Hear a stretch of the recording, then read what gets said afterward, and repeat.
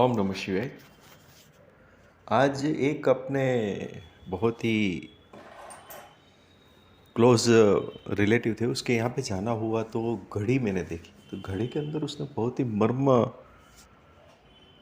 असर करे ऐसी बातें लिखी थी, जो आज मुझे आपके साथ शेयर करने में बहुत ही अच्छा लगता है। तो चलिए समझते हैं। हमको और आपको सबको पता है कि घड़ी के अंदर 12 1 2 3 से लेके फिर 11 11 मतलब 12 बजे तक का उसके अंदर समय दिखाया जाता है। पर देखा जाए तो उसके अंदर भी हम कुछ न कुछ लॉजिक लगा सकते हैं। जैसे यहाँ पे लगाया गया है, जैसे 12 बजे, तो 12 बजे के स्थान पर उसने आदित्य लिखा था। आदित्य का अर्थ है सूर्य। सूर्य 12 प्रकार के होते हैं। उसके बाद आता है 1 बजे, तो 1 बजे के स्थान पर उन्होंने ब्रह्म लिख दिया, यानी ब्रह्म एक ही है, आप और हम सब जानते हैं। अभी उसके बाद आता है 2 बजे का स्थान, तो 2 बजे के स्थान पे उसने लिखा पक्ष, यानी कि पक्ष जो है वो दो प्रकार के होते हैं। एक होता है कृष्ण पक्ष, दूसरा होता है शुक्ल पक्ष। 3 बजे अगर आप देखो तो 3 बजे पे उसने लिखा था त्रिगुण। त्रिगुण यानी क्या होता है? सतोगुण, रजोगुण, तमोगुण। 4 बजे के स्थान पर चतुर्वेद। वेद सबको पता ही है, ऋग्वेद, यजुर्वेद, सामवेद, अथर्ववेद। उसने 5 बजे के स्थान पर पंचभूत लिख दिया था। पंचभूत यानी हमारा जो भौतिक जगत है, या पंचभूत, या जिसको हम भौतिक पदार्थ मानते हैं, वो है पृथ्वी, अग्नि, जल, वायु और आकाश। 6 बजे के स्थान पर उसने लिख दिया दर्शन। अभी दर्शन का यहाँ पे अर्थ क्या होता है कि अगर आप वैदिक में देखोगे तो वैदिक के अंदर 6 प्रकार के दर्शन दिखाए गए हैं, जिसका नाम है सांख्य, योग, न्याय, वैशेषिक, मीमांसा और वेदांत। ये सब लोग जानते ही, उसमें कुछ नया नहीं है। पर उसके अंदर आप देखो तो उसको प्रणेता यानी उसका जो फाउंडर है वो कौन है? कपिल। कपिल जी बोलते हैं, फिर पतंजलि बोलते हैं, गौतम जी बोलते हैं, कणाद, जैमिनी और बादरायण करके हैं। उन्होंने इसके फाउंडर गिना जा सकते। जो दर्शन हमने बोले हैं उसके अंदर उसके बहुत ही बड़ा योगदान है। 7 बजे के स्थान पर आप लिख सकते सप्तर्षि। सप्तर्षि यानी सप्तऋषि।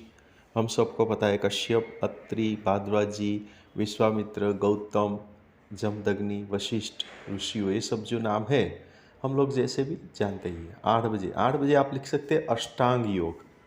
अष्टांग योग यानी 8 अंग, जो पतंजलि जो हुए अपने ऋषि, उसने इसके ऊपर बहुत ही अच्छी व्याख्या की है। ये जो 8 अंग है वो कौन कौन से हैं? यम, नियम, आसन, प्राणायाम, प्रत्याहार, धारणा, ध्यान और समाधि।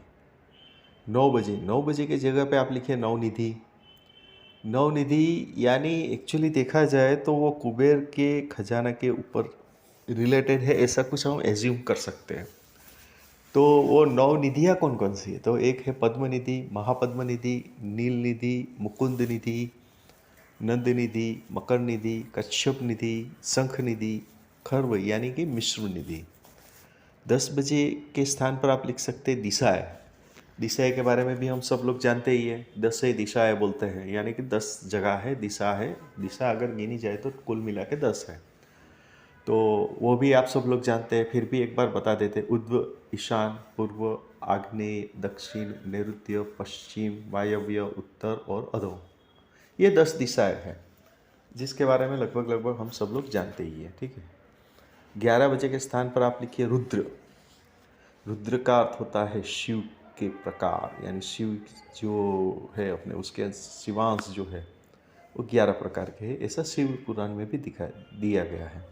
एक्चुअली देखा जाए तो 11 रुद्र जो है वो शिव जी के पुत्र ही गिने जाते हैं।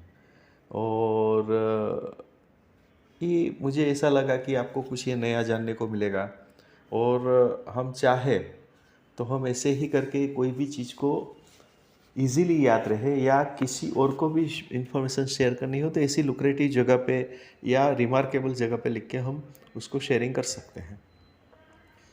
तो ये ज़रूरत क्यों गिरी?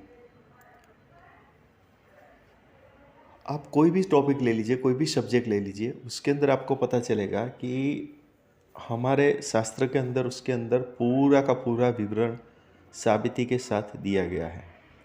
अपना सिर्फ कैलेंडर ही आप ले लो, ठीक है। आप कैलेंडर के अंदर देखोगे तो सूर्य ग्रहण, चंद्र ग्रहण के बारे में एग्जैक्ट समय के साथ दिया होता है। आज के जो वैज्ञानिक हैं वो इतने बड़े बड़े इंस्ट्रूमेंट का यूज़ करके तब जाके वो बोलते हैं कि भाई ये है वो है। वही चीज़ हमारे कैलेंडर के अंदर, और शायद आपको पता होगा कि वो कैलेंडर भी हम लोग फ्री में लेके आते हैं। यानी हमारा जो ज्ञान है, हमारा जो नॉलेज है, परफेक्ट है, पंक्चुअल है। सिर्फ ध्यान एक ही चीज़ का रखना है कि हम उससे थोड़ा उल्टा चल गए हैं, तो उसको फिर से जानने की ज़रूरत है।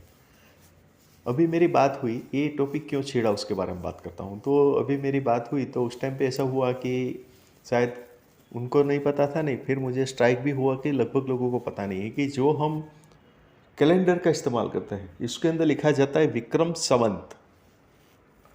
तो ये विक्रम संवत क्या है?